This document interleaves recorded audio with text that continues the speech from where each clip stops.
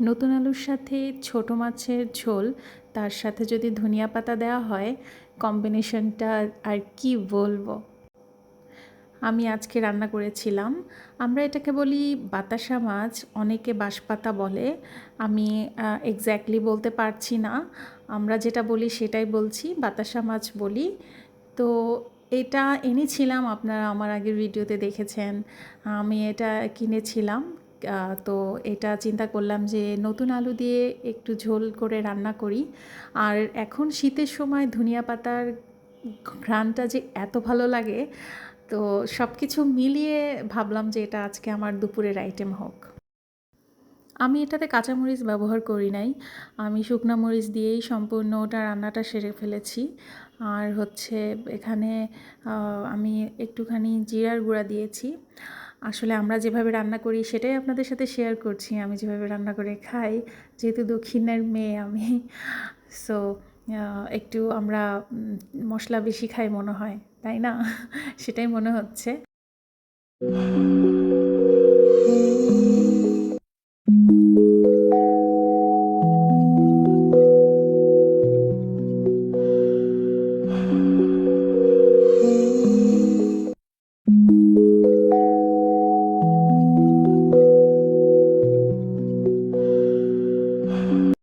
আমি সব কিছুতেই গরম পানি ব্যবহার করি, আপনারা খেয়াল করেছেন কি না? কারণ একে তো ঢাকার পানি আসলে প্রচণ্ড ময়লা থাকে, অনেক ময়লা পানি বের হয়।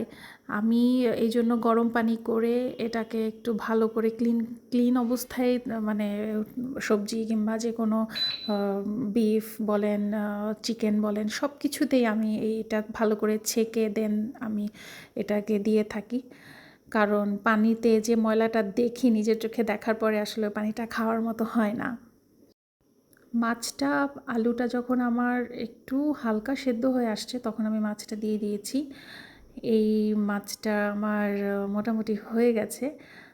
এখন আমি ধনিয়া পাতা দিব। আসলে কালারটা দেখতে আমারই খুবই ভালো লাগছিল, মাশাআল্লাহ। আমি ছোটো মাছটা, এই মাছটা রান্না করেছি ফার্স্ট টাইম, আমি আগে রান্না করি নাই। আম্মুকে দেখছি রান্না করতে, আম্মু আমার বাসায় আসলেও দেখা গেছে রান্না করেছে, বাট আমি রান্না করলাম ফার্স্ট টাইম।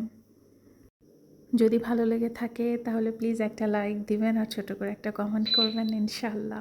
আসসালামু আলাইকুম।